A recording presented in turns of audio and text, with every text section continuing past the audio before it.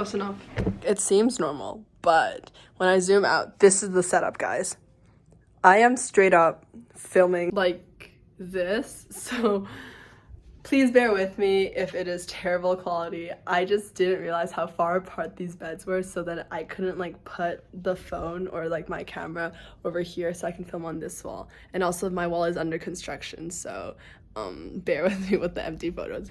Okay, so before I start reading my essay, I just want to preface by saying every single person has a different story.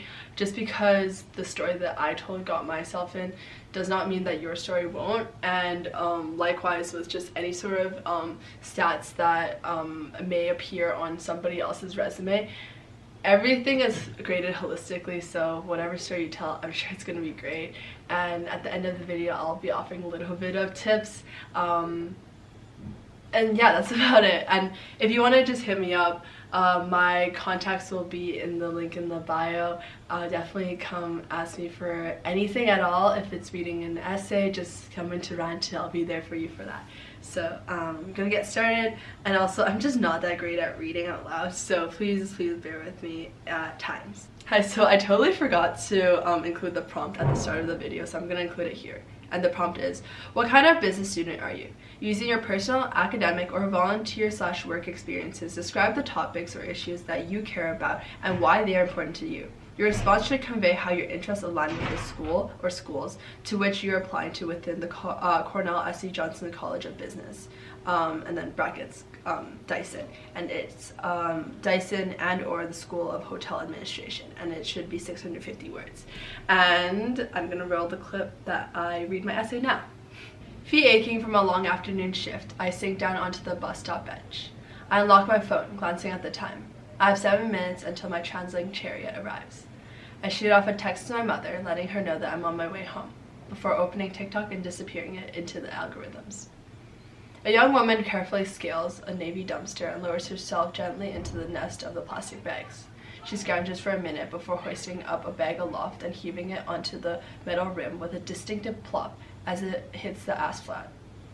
In this next frame, she shows her haul: 28 boxes of granola bars and 14 containers of breakfast cereal. Not a single product was damaged, not a single box was expired. My stomach sank. In just one afternoon, a grocery store had discarded as much cereal as my family eats an entire year. I thought of my nonprofit Go-Givers and how many mouths we could have fed with the volume of the product. I founded a nonprofit organization in the spring of 2020 as a way of helping to ensure homeless people in my community had continued access to food and hygiene products, even during the height of the pandemic. Granola bars are incredibly popular with the homeless clients. They don't require refrigeration, they're non-perishable, and they're a comforting treat. They are one of the first things that we run out of during our meal deliveries in the downtown east side. While we have been able to feed thousands of hungry mouths, I know that we have a lot more work to do. We need to find a systems level in order to create lasting and sustainable impacts in our community. I want to study business in a way that allows me to examine the ethical and environmental impacts of our corporate cultures and processes, especially in ways that provide mutual benefits to both businesses and communities they serve. Food insecurity can cause lifelong negative impacts on people's mental and physical health.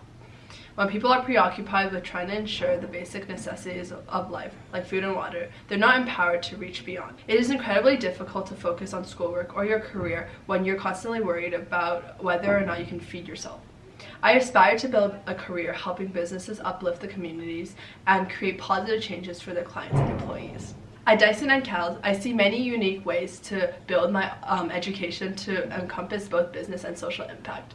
In class, such as Introduction to Economics and Development and the Economics of Food and Malnutrition, I can gain a deeper understanding of the difficulties faced by food insecure communities and consequently learn to implement effective, compassionate, and sustainable systems for change. I also see incredible opportunities to grow my skills as a leader. Over the past year, my team quickly grew from a handful of volunteers to over 80. I like working with others, learning from their perspectives, and drawing out the strengths. I think you have to understand people in order to lead them, how to motivate them, how to communicate with them, and even how to learn from them. The school's leadership capstone project would be an incredible opportunity to delve into the academic literature about leadership and apply it into my experiences working in food insecurity and nonprofits. Cornell's active efforts to address real-world issues at a systems level sets it apart from any other business school. At the S.C. Johnson College of Business, I see a way to create a better world through business, an approach that mirrors my own interests in solving problems creatively and empathetically. And that is the end of my essay. I am so sorry for all the times that I had to cut this clip because I'm just really bad at reading, but I do want to talk a couple bits about some advice that I would like to give some people writing these essays right now. First of all, before you write your essay, please do a lot of research.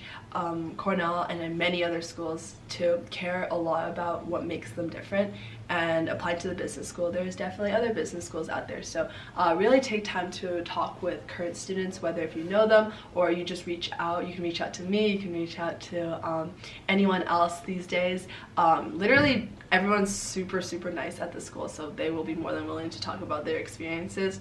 Another thing that I did when I was applying was I went to the school website and went through all the links, and it was literally a rabbit hole.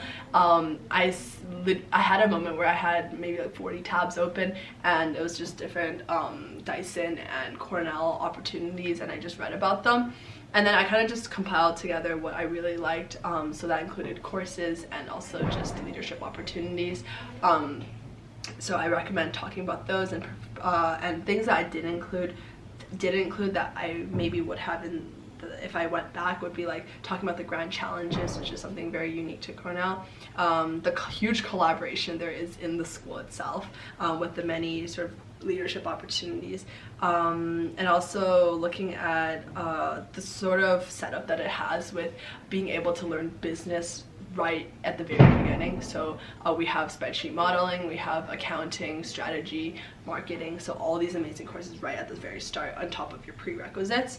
We also have this course called Design Your DYSON, so it's like first 2 months where you get to just get a lot of guidance with possible career paths and just like really good opportunities, including this thing called DYSON Launchpad. So on there it gives you free links to resume review. You can set up basically on any single day academic advising and all these amazing opportunities held by professors and just like the advisory board.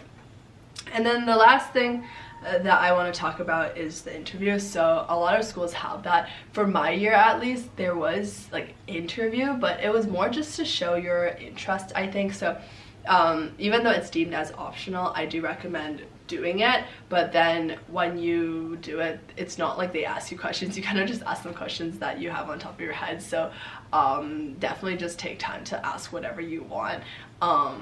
And yeah, it's not like any other school where they ask you specific questions. So I literally walked in, was like thinking that I would have to prepare, tell me about yourself, why this school, why this major, but it was just a fun conversation with this one dude, and he was amazing, so I had a lot of good times.